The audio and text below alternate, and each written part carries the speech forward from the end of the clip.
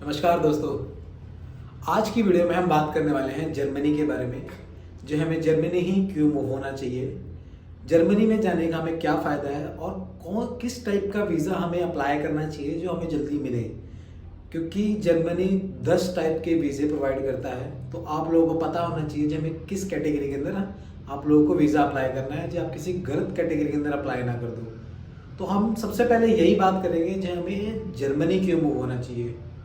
Germany move होने का कारण ये है, जो जर्मनी के अंदर engineering, IT sector, health care, manufacturing, technology और ऑटोमोबाइल जैसी कंपनीज हैं जो नई नई टेक्नोलॉजीज़ के ऊपर काम करती है, मैन्युफैक्चरिंग करती है। और जो लोग प्रोफेशनल अपनी लाइफ में चाहते हैं कुछ नया ग्रोथ करना, अपनी लाइफ के अंदर काफ़ी कुछ अचीव करना चाहते हैं, तो उन लोगों के लिए बहुत अच्छी जर्मनी है। क्योंकि जितनी टेक्नोलॉजी, नए नए टेक्नोलॉजीज़ के ऊपर जर्मनी काम करता है, इसके अलावा ज़्यादातर कोई काम नहीं करता है।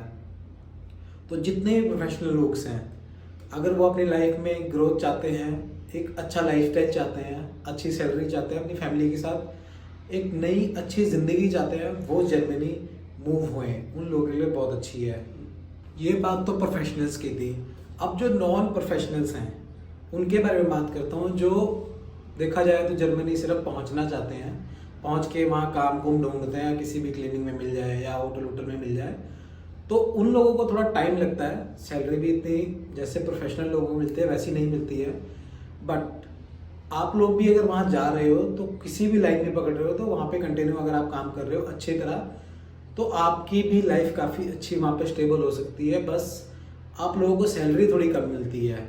तो आप लोग अगर जा रहे हो तो आप लोग ये ट्राई करो जो किसी स्किल्ड कंपनी के अंदर जाके, चाहे छोटे लेवल की ही जॉब क्यों ना मिले, किसी स्किल्ड कंपनी के अंदर ही जाओ। जैसे ऑटोमोबाइल्स हो गया, कार रिपेयर्स वगैरह की, इन सब कंपनीज के अंदर चाहे क्लीनिंग का काम क्यों ना मिल रहा हो, इन जैसी कंपनीज के अंदर घुसो। क्योंकि जितना जितना पुराना होते रहोगे, लोग आपको अप्रोच करेंगे, क्योंकि कोई ना कोई छोड़ के जाएगा।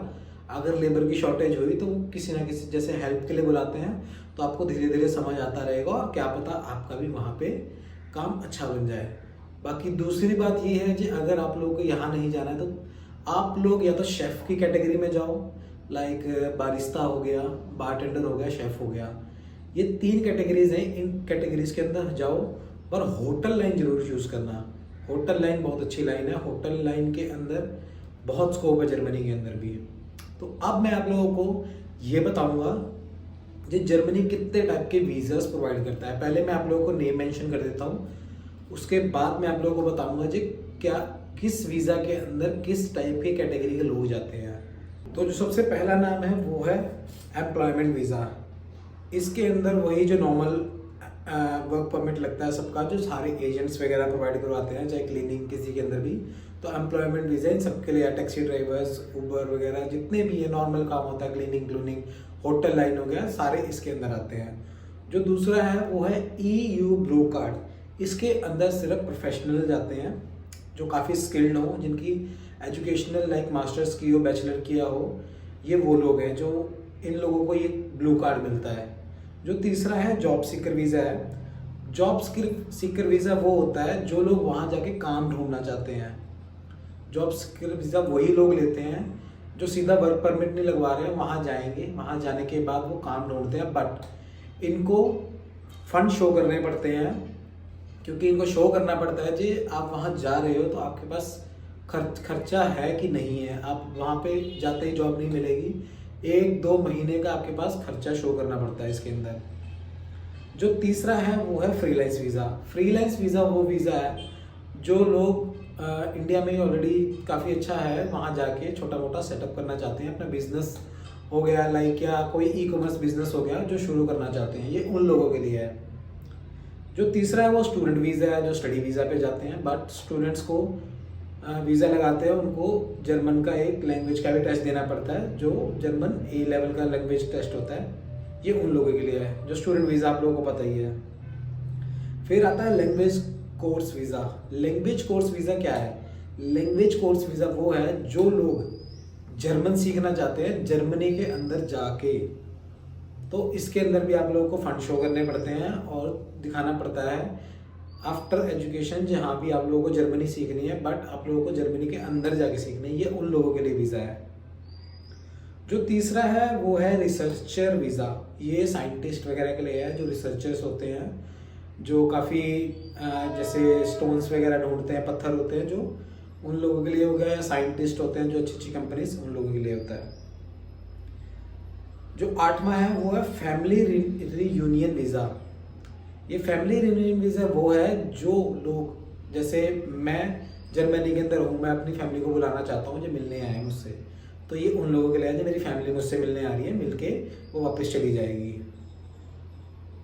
जो 9th है वो है short stay visa. Short stay visa आप लोगों को सिर्फ 90 दिन का मिलता है। इसके अंदर भी आप लोगों को फंड शो करने पड़ते हैं। लाइक ये टूरिस्ट वीज़ा होता है एक टाइप का, जो आप लोग जर्मनी घूमने जा रहे हो, आप लोगों के पास 90 दिन का टाइम है, आप लोगों को 90 दिन के बाद वापस आना पड़ता है। जो सबसे लास्ट है 10वां है मेडिकल ट्रीटमेंट वीज़ा। मतलब कोई हेल्थ वाइज जैसे इंडिया के अंदर किसी की तबीयत ख़राब है और कुछ ज़्यादा ही सीरियस प्रॉब्लम है, उसको अपनी यहाँ पे दवाई नहीं मिल रही है, कोई ट्रीटमेंट नहीं मिल रही, बट ये ट्रीटमेंट जर्मनी के अंदर है, तो ये वीज़ा उन लोगों के लिए होता है, तो जो अपनी ट्रीटमेंट वगैरह करवाने जाते हैं। तो ये वीज़ा की लिस्ट थी जो जर्मनी 10 टाइप के वीज़े प्रोवाइड करता है। तो अब हम बात करेंगे जो स्किल्ड, अनस्किल्ड और लेबर्स के लिए क्या डिमांडिंग जॉब्स हैं जर्मनी के अंदर। तो स्किल्ड लोगों को आप लोगों को पता ही है, जो काफ़ी हाई क्लास वाले होते हैं, लाइक अपना हेल्थ केयर हो गया, आईटी डिपार्टमेंट्स हो गया, और अपने इंजीनियर्स हो गए हैं, और इन लोगों के लिए है जो स्किल्ड वाले आते हैं। जो अनस्किल्ड लोग हैं उन लोगों के लिए किस कैटेगरी के अंदर जॉब है, लाइक होटल, सबसे पहला होटल। होटल के अंदर क्या क्या काम होता है, क्लीनिंग का होता है, हाउसकीपिंग का होता है, ठीक है, और अपना शेफ़ का हो गया, शेफ़ का आप लोगों के जो अंदर डिश वॉशर्स होते हैं उन लोगों का हो गया, वेयर हाउस हो गई, पैकेजिंग हो गई है, और एग्रीकल्चर हो गया है। तो ये सब अनस्किल्ड लोगों के लिए हैं, जिनके पास कोई स्किल नहीं है, बट वो इस सब फील्ड के अंदर जा सकते हैं। और ये डिमांडिंग है, ये सबसे ज़्यादा डिमांडिंग जॉब्स हैं वहाँ पे अपना जर्मनी के अंदर। इन सब फील्ड के अंदर लोग चाहिए इन्हें, क्योंकि जर्मनी ज़्यादातर प्रोफेशनल लोग ही जाते हैं। तो ये जो छोटी छोटी कैटेगरीज होती हैं, इसके अंदर लेबर्स मिलना बहुत मुश्किल होता है। तो अब हम बात करेंगे लेबर्स के लिए क्या क्या जॉब है वहाँ पे। कंस्ट्रक्शन लाइन हो गई है, जिसके अंदर कारपेंटर, इलेक्ट्रिशियंस और कंस्ट्रक्शन लाइन्स हो गई हैं। तो ये लेबर्स के लिए काफ़ी, ये सबसे ज़्यादा डिमांडिंग जॉब्स हैं लेबर के लिए, सबसे ज़्यादा। इसके अंदर बहुत कम लोग मिलते हैं, इन्हें मिलते भी हैं तो ज़्यादा देर टिकते नहीं हैं, क्योंकि वो रुकते हैं कहीं और भाग जाते हैं। तो ये सबसे ज़्यादा डिमांडिंग जॉब्स हैं वहाँ पे। मैन्युफैक्चरिंग प्रोडक्शंस हाउस होते हैं, लाइक यहाँ सामान इधर से उधर उठाना, स्टील्स फैक्ट्री हो गई हैं, उसके अंदर लेबर्स की बड़ी ज़रूरत होती है इन लोगों को। और सबसे ज़्यादा लोड पड़ती है रिसाइकल एंड वेस्ट के अंदर। जितना भी माल इन सब फैक्ट्रीज के अंदर, मतलब जो रिसाइकल करने वाला सामान होता है, उन सबको कैसे यूज़ किया जाता है, इन सब चीज़ों के अंदर लेबर्स को बहुत ज़्यादा लोड पड़ती है। और पैकेजिंग के अंदर लोड पड़ती है, जितने भी ये कुरियर्स वगैरह होते हैं, तो फैक्ट्री के अंदर सबसे ज़्यादा इनके, मतलब लेबर जो कैटेगरी है यही है। इन सब के अंदर बहुत डिमांड है लेबर्स की, सबसे ज़्यादा डिमांड्स है। तो अब मैं आप लोगों को जो बताने जा रहा हूँ जे सैलरी बेसिक कितनी होगी। वैसे तो जॉब पोजीशंस के हिसाब से, कंपनी के हिसाब से सैलरी डिसाइड होती है, बट मैं आप लोगों को बेसिक नॉलेज देने जा रहा हूँ। तो हम शुरू करेंगे पहले स्किल्ड से, फिर नीचे लेबर्स तक आएंगे। तो स्किल्ड के अंदर जो सबसे पहले है वो है इंजीनियर्स। इंजीनियर्स की जो सालाना सैलरी है वो 50,000 यूरो से लेकर 70,000 यूरो है, मतलब ये साल की है। उसके बाद आता है अपना हेल्थ केयर, जो डॉक्टर्स होते हैं, डॉक्टर्स की जो सालाना सैलरी है वो 60,000 यूरो से लेकर 90,000 यूरो। इसके नीचे जो नर्स होती है, जो नर्स की सैलरी है 30,000 यूरो से लेकर 45,000 यूरो, मतलब 45,000 यूरो। ये नर्सिंग लाइन्स और डॉक्टर्स की सैलरी है। फिर आते हैं अपने फाइनेंस एंड अकाउंट्स वाले, उनकी जो सैलरी है 40,000 यूरो से लेकर 60,000 यूरो सालाना। फिर आते हैं अपने टीचर्स और जो लैंग्वेज टीचर्स होते हैं, इनकी 20,000 से लेकर 35,000 यूरो सालाना सैलरी होती है। अब हम बात करेंगे अनस्किल्ड लेबर की। अनस्किल्ड लेबर्स के अंदर कई कंपनीज हैं जो आवरली पे करती हैं, कई कंपनीज हैं जो मंथली पे करती हैं। अगर आवरली कोई पे कर रहा है तो 12 यूरो से लेकर 13 यूरो तक आपको वो आवरली पे करेगा। तो अगर बेसिक सैलरी आप लोगों की देखी जाए, मतलब हॉस्पिटैलिटी मतलब होटल लाइन और जो रिटेल्स होते हैं, मतलब जो शॉपकीपर्स वगैरह कैशियर्स होते हैं, जो इनकी सालाना सैलरी है, जो बेसिक सैलरी होएगी 20,000 यूरो से लेकर 30,000 यूरो तक। उसके बाद अपना क्लीनिंग वाले आ गए हैं, जिनकी सालाना सैलरी होएगी 18,000 यूरो से लेकर 25,000 यूरो तक। फिर आते हैं एग्रीकल्चर वाले और seasonal work. Agriculture seasonal work के अंदर ये आते हैं जो 6 महीने के लिए काम पे आते हैं। तो इनको 12 यूरो, इनको कोई वो सालाना नहीं है क्योंकि 6 महीने के लिए आते हैं, तो इनको 12 यूरो आवरली मिलता है पेमेंट। अब हम बात करेंगे लेबर्स की। जो लेबर होते हैं उनको कितने पे मिलती है। जो लेबर है वैसे अगर वो आवरली काम करेंगे तो उनको 13 से लेकर 15 यूरो तक मिलता है। अगर वो मंथली कमा रहे हैं तो मंथली, अगर फिर ईयरली देखा जाए तो 25,000 यूरो से लेकर 30,000 तक जो कंस्ट्रक्शन लाइन के अंदर है ये उनके लिए है। और उसके बाद जो मैन्युफैक्चरिंग, वेयर हाउस, इन सब कंपनी के अंदर काम कर रहे हैं उनकी 20,000 यूरो से लेकर 30,000 यूरो तक। ये सालाना सैलरी बता रहा हूँ मैं, आप लोग डिवाइड करके देख लेना कितना बनता है।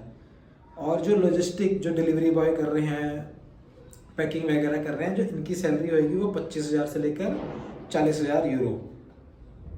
फिर आता है मेटल स्टील, जो फैक्ट्रीज होती हैं जो मेटल की, इसके अंदर आप लोगों को 30,000 यूरो से लेकर 40,000 यूरो पर ईयर आप लोगों को ये सारी सैलरी हैं। तो मोटा माटी मैंने आप लोगों को बताया है क्योंकि हर कंपनी का पे रेट अलग है और लोकेशंस के हिसाब से रेट है। अगर आप किसी रूरल या किसी ऐसी जगह पे काम कर रहे हो तो वहाँ पे थोड़ा सा कम मिलता है, बट अगर आप मेन सिटीज़ वगैरह के अंदर हो तो वहाँ पे आप लोगों को सैलरी अच्छी मिलती है। तो ये मैंने आप लोगों को सैलरी के बारे में बता दिया। अब हम बात करेंगे जी, जर्मनी के अंदर आप लोग कमा तो रहे हो, बट सबसे बड़ी बात ये होती है कि आप लोगों का मंथली खर्चा कितना होता है। वहाँ पे रूम रेंट वगैरह क्या है, मंथली आप लोगों का ट्रांसपोर्टेशन कितना लगता है, खाने पीने का कितना जाता है। तो अगर आप लोग, मैं आप लोगों को स्क्रीन के ऊपर ना एक चार्ट भी शो कर दूंगा एंड में, जो आप लोगों का किस स्किल्ड लोगों के लिए मंथली, अगर आप शेयरिंग अपार्टमेंट्स में रह रहे हो तो कितना है, अगर आप 1 BHK के स्टूडियो में रह रहे हो तो अगर 1 BHK का अपार्टमेंट ही ले रहे हो तो कितना कितना आता है। बेसिकली बता देता हूँ आपको, अगर आप लोग शेयरिंग रूम लेते हो तो आप लोगों का 300 से लेकर 400 यूरो मंथली रेंट आएगा, जिसके अंदर शेयरिंग का मतलब ये है जो एक फ्लैट होगा 2 BHK का, हर रूम के अंदर, एक रूम के अंदर 3 से 4, एक रूम के अंदर 3 से 4, मतलब एक फ्लैट के अंदर आप 7 से 8 लोग रह रहे हो। तो ये होता है शेयरिंग। अगर आप स्टूडियो अपार्टमेंट ले रहे हो, स्टूडियो अपार्टमेंट क्या है, जो स्टूडियो अपार्टमेंट जस्ट एक छोटा सा हॉल होता है, उसमें एक छोटी सी किचन होगी, एक छोटा सा वॉशरूम होएगा, जो उसका रेंट होता है वो 800 से लेकर 1,000 यूरो तक उसका रेंट ये आता है। अगर आप 1 BHK फ्लैट ले रहे हो जिसके अंदर आप लोगों को एक प्रॉपर एक रूम चाहिए, एक हॉल चाहिए, एक अच्छा सा किचन चाहिए, एक अच्छा वॉशरूम चाहिए, अगर आप कपल हो, आप लोगों ने रहना है, तो आप लोगों का जो रेंट होएगा वो रहेगा 800 यूरो से लेकर 1,500 यूरो तक उसका जो रेंट है। तो ये वही अफोर्ड करे जिसका कोई पार्टनर वगैरह है, जो 2 जने मिलके काम कर रहे हैं, या फ्रेंड्स होते हैं, 3-4 फ्रेंड्स हो गए हैं, इकट्ठे रहना चाहते हैं, तो वो सब ले सकते हैं ये सब। अब हम बात करेंगे जो मंथली हमारा खर्चा, मंथली जो हमारा फूड एक्सपेंस है वो कितना हो सकता है। जो हमारा ग्रोसरी वगैरह है, अगर लगा के चलो 150 से लेकर 200 यूरो तक आप लोगों का खर्चा आएगा। बट अगर आप लोग लाइक दिन में एक बार भी अगर आप बाहर का मील खा रहे हो, अगर आप लोगों को लग रहा है जी हाँ मैं सारा दिन घर में नहीं बना सकता, या मेरी सुबह ड्यूटी होती है और रात को आना होता है, तो आप लोगों को एक टाइम की मील अगर बाहर भी ले रहे हो तो आप लोगों का 300 से लेकर 350 तक आपका खर्चा मंथली का आएगा, ये ग्रोसरी का। बात करेंगे अब ट्रांसपोर्टेशन की, जो बसेस, रेलवे, सबवे, ये जो होता है इसका पासेस वगैरह बनते हैं। तो अगर आप बस या किसी से ट्रैवल कर रहे हो तो आपका 70 से लेकर 100 यूरो का ये आपका मंथली खर्चा है ट्रांसपोर्टेशन का।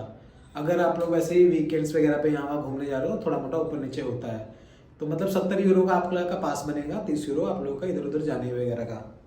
और इसके अंदर एक सबसे बड़ी मेन चीज़, जर्मनी के अंदर हेल्थ इंश्योरेंस करवाना बहुत ज़रूरी है, मैंडेटरी है, जो करवाना ही करवाना पड़ेगा। वो 100 से 200 यूरो का आता है, वो आप लोग खुद करवाते हो, वो कंपनी नहीं करवाएगी, वो आप लोग खुद करवाओगे। इसके अंदर आप लोगों को खुद के बेनिफिट हैं, छोटे मोटे जो बुखार होता है, छोटी मोटी दवाइयाँ चाहिए, थोड़ा मोटा प्रॉब्लम हो रहा है, तो आप सरकारी हॉस्पिटल में जाके वो इंश्योरेंस का आप लोग फ़ायदा उठा सकते हो, आपका फ्री में ही इलाज होएगा। तो ये था आप लोगों का मंथली एक्सपेंस।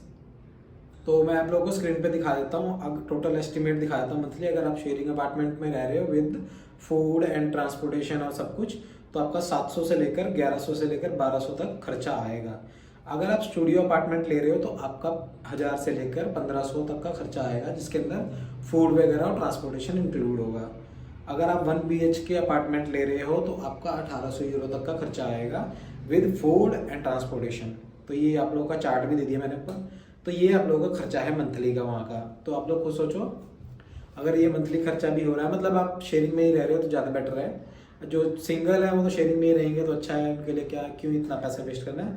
700-800 का खर्चा है बस। बट जो कपल्स हैं, फैमिली के साथ रह रहे हैं, वाइफ के साथ रह रहे हैं, तो उनके लिए भी कोई दिक्कत नहीं है अपार्टमेंट लेना, क्योंकि सारी फैमिली कमाती है वहाँ जाके, कोई घर में फ्री नहीं बैठता। तो अब हम बात करेंगे जर्मनी की जो लाइफस्टाइल है वो कैसा है, क्योंकि सबसे मेन तो आप लोगों को यही जानना है जर्मनी में हम जा रहे हैं तो वहाँ का लाइफस्टाइल कैसा होगा, वेदर कैसा होगा, कैसा नहीं होगा, वहाँ के लोग कैसे होंगे, अच्छी तरह बात करते हैं नहीं करते हैं, लैंग्वेज की कोई प्रॉब्लम तो नहीं है। तो जर्मनी के अंदर ये बहुत ज़्यादा ध्यान दिया जाता है आपका काम को लेकर और आपकी लाइफ को लेकर। जर्मनी के अंदर ओवर टाइम बहुत कम मिलता है, क्योंकि वहाँ पे एक फिक्स वर्क है, उसके ऊपर आप काम नहीं कर सकते हो, क्योंकि वहाँ की गवर्नमेंट ज़्यादा लोगों के ऊपर प्रेशर नहीं देना चाहती है काम का। जो वो चाहती है जी मंडे टू फ्राइडे आप लोग काम करो, सैटरडे संडे अपनी फैमिली के साथ, फ्रेंड्स के साथ टाइम स्पेंड करो। ये वहाँ का रूल है जर्मनी का। तो वहाँ के जो लोग इसीलिए बहुत खुश रहते हैं, क्योंकि उनको पता है जी हमको हफ्ते में ऑलरेडी 2 छुट्टी है हमारी फैमिली के लिए, और ऊपर से जर्मनी बहुत सारे हॉलीडेज़ वगैरह देता रहता है, छुट्टियां देता रहता है कंपनीज के अंदर। वैसे ही साल के अंदर आप लोगों को 20 से 25 दिन का मेडिकल हॉलीडेज़ वगैरह उसने ऑलरेडी इशू की होती हैं, तो इससे आप लोगों के ऊपर बर्डन ज़्यादा नहीं पड़ता है। तो आपका लाइफ और पर्सनल लाइफ जो होती है वो ज़्यादा ख़राब नहीं होती है। तो वहाँ का लाइफस्टाइल बहुत अच्छा है। दूसरी चीज़, वहाँ की जो कल्चर है, कल्चर काफ़ी हाई क्लास है।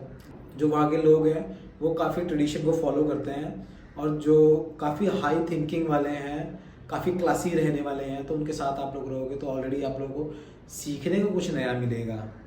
जो वहाँ की यूनिवर्सिटीज़ वगैरह हैं वो ट्राई करती हैं जितने बच्चे यहाँ पढ़ रहे हैं वो अपने पढ़ाई के साथ साथ बाहर काम भी कर सकें, तो वो इस चीज़ को भी अलाउ करती है। वहाँ की गवर्नमेंट इस चीज़ को सपोर्ट करती है जो बच्चा अपनी फ़ीस खुद ही निकाल सके। तो ये भी बहुत अच्छी चीज़ है वहाँ की। तो वहाँ का जो लाइफस्टाइल देखा जाए तो काफ़ी अच्छा है। तो इस चीज़ में आप लोगों को प्रॉब्लम नहीं आएगी। बात रही इंग्लिश की, तो इंग्लिश वहाँ के ऑलमोस्ट लोग बोलते हैं, बट फिर भी अगर आप वर्क पे जा रहे हो या स्टडी पे जा रहे हो तो जर्मनी ने बोला हुआ है कि अगर आप इस सब चीज़ों पे आ रहे हो तो आपको जर्मन का एक A1 और B1, जर्मन का जो लेवल 1 का टेस्ट होता है जर्मनी लैंग्वेज का, ये आप लोगों को देना पड़ता है। तो ये आप लोगों का क्लियर होने के बाद ही आप लोगों की फाइल आगे प्रोसीड होती है। बट ऐसा लेबर क्लास में नहीं होता है, बट फिर भी अगर आप, ये अच्छा चीज़ है अगर आप लोग सीख लो तो। और जो वहाँ के लोग हैं वो काफ़ी हेल्थ को लेकर बहुत ज़्यादा सीरियस होते हैं, क्योंकि वो आउटडोर्स जो गेम्स होती हैं वो ज़्यादातर प्रेफर करते हैं, साइकिलिंग करना पसंद करते हैं। वो इंडोर्स गेम्स इतना पसंद नहीं करते हैं जो रूम के अंदर बैठे रहना है, तो वो वॉक करना ज़्यादा पसंद करते हैं, अपनी हेल्थ के ऊपर ज़्यादा ध्यान रखते हैं। तो ये चीज़ उनके अंदर बहुत अच्छी है। वहाँ के जितने भी लोग आपको मिलेंगे ज़्यादा से ज़्यादा सारे फिट मिलेंगे।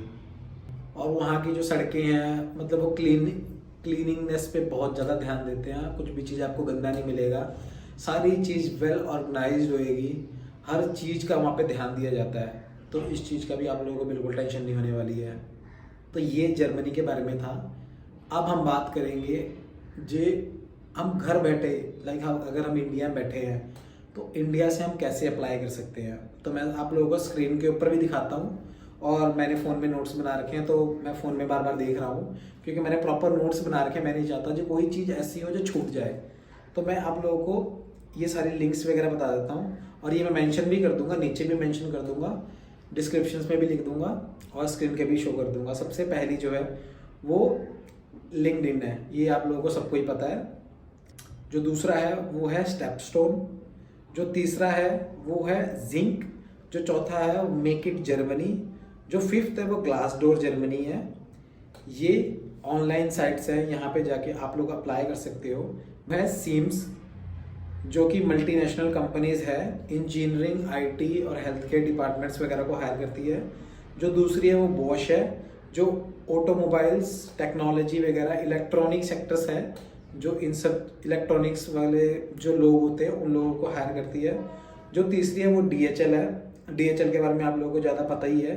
इसकी जो वर्ल्ड वाइड इंटरनेशनल फैक्ट्रीज हैं कितनी सारी हैं, जो काफ़ी टैलेंटेड लोगों को ही हायर करती है सिर्फ। जो चौथा है वो SAP है, SAP, जो IT और सॉफ्टवेयर कंपनीज है, जो IT कंस्ट्रक्शन वगैरह को ही सिर्फ बुलाती है। जो अपना अगली कंपनी है वो वॉक्सवैगन ग्रुप है। वॉक्सवैगन जो कार कंपनी है, ऑटोमोबाइल्स आ गया। जो अगला है वो BMW ग्रुप है। उसके आगे आ गया बेयर आ गया, जो साइंस कंपनी है, जो साइंटिस्ट वगैरह को हायर करती है। तो इतनी थी। तो ये कंपनीज वगैरह हैं जो इंटरनेशनल वर्कर्स को हायर करती है, स्किल्ड वालों के लिए था। आगे मैं आप लोगों को ये भी बता देता हूँ जो आप लोगों ने जब ऑनलाइन अप्लाई भी करना है तो क्या क्या चीज़ें ध्यान में रखना है। आप लोगों का रिज्यूमे और कवर लेटर जर्मन स्टाइल में होना चाहिए, इस चीज़ का बहुत ध्यान रखना। आप लोगों को जर्मन की बेसिक लैंग्वेज आनी चाहिए, इस चीज़ का इसका सर्टिफिकेट आप लोगों के पास होना चाहिए। आप लोग कंपनी जो मैंने आप लोगों को कंपनीज बताई हैं, इस कंपनी की वेबसाइट पे जाके आप लोग खुद अप्लाई कर सकते हो। ट्राई करो खुद अप्लाई करने का।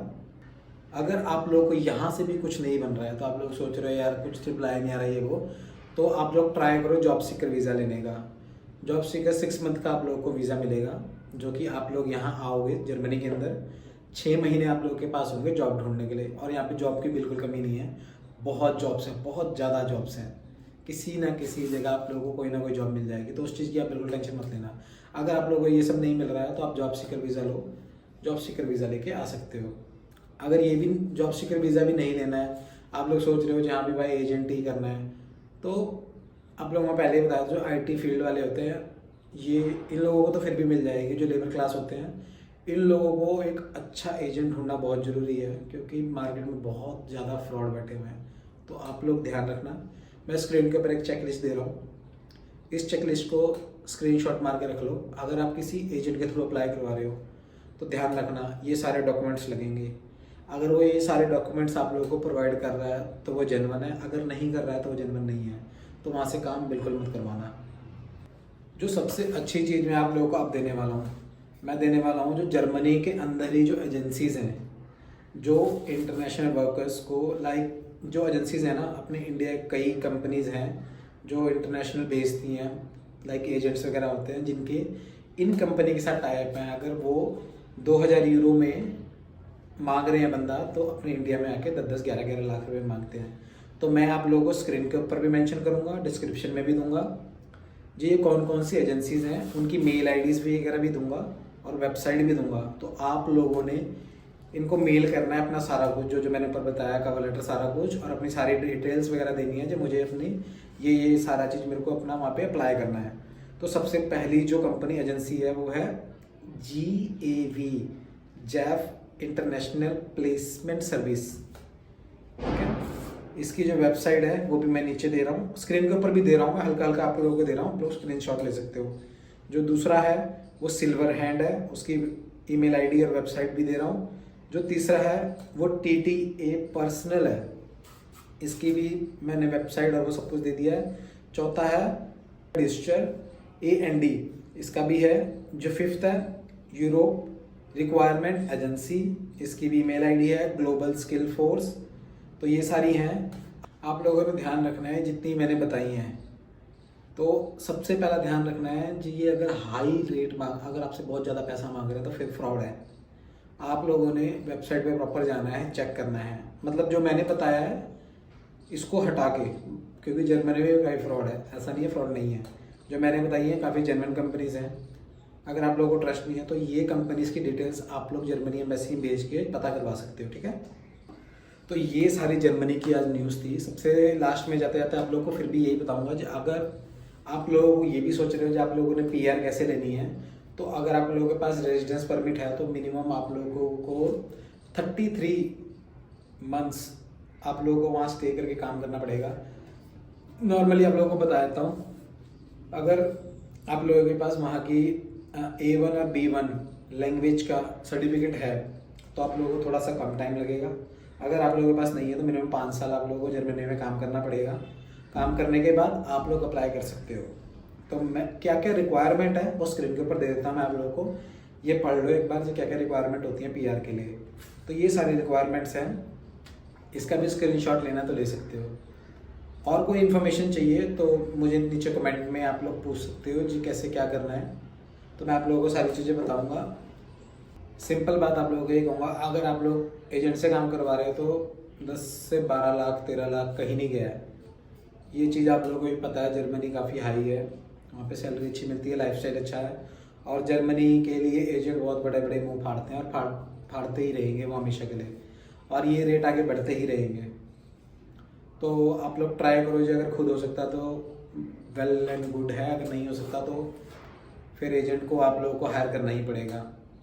तो जितनी भी मैंने आप लोगों को बताया ये सब ध्यान में रखो अगर आप लोग किसी से अप्लाई करवा रहे हो तो। और अगर आप लोगों को मेरी हेल्प चाहिए तो मैं आप लोगों को एक अच्छा कंसल्टेंट भी रेफ़र कर सकता हूँ जो काफ़ी अच्छा है, कम रेट होते हैं उनके और जेन्युइन काम करते हैं।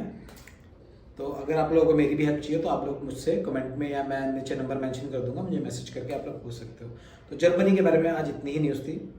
अगर आप लोगों को कोई भी हेल्प या कुछ चाहिए तो आप लोग मुझे मैसेज या कॉल कर सकते हो। चलिए, नमस्कार।